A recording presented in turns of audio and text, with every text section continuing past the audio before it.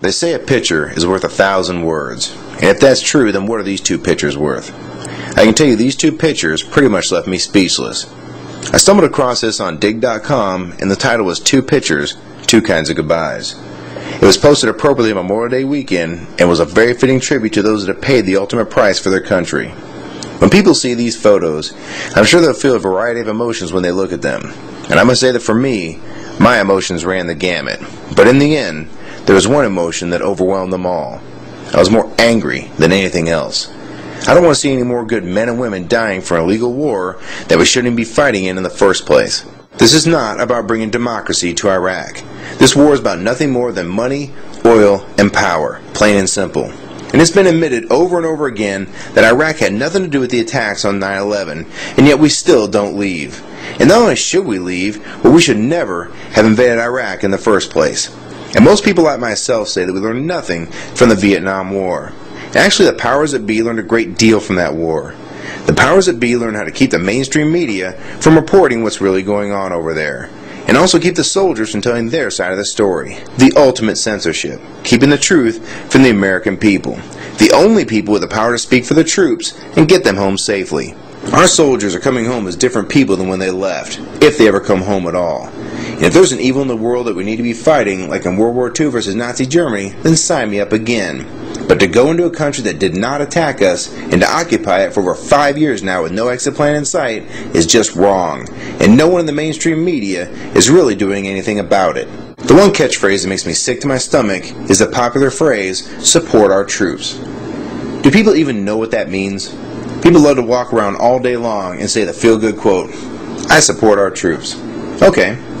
Well, if you do support them, how do you actually support them? Sorry, just buying a sticker and putting it on your car just doesn't cut it. Have you seen the living conditions they come home to when they get back from the war? Do you see how a senator, congressman, or even the president lives who caused the war? Right now in an election year we have three major candidates that have all expressed there is no immediate exit plan for Iraq. And the ones that have expressed a need to end the war, like Ron Paul and Dennis Kucinich, were mostly swept under the rug as soon as they began to address the real issues in the debates, and they were quickly silenced in the mainstream media. Being a veteran myself, I can tell you this. When you're in the military, you have no rights.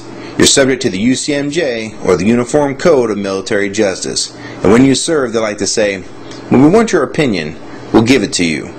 A soldier has no voice. A soldier is trained to execute orders given by a superior officer, period. It's not a soldier's job to think, question, or examine orders given. And to put it bluntly, you do what you're told to do.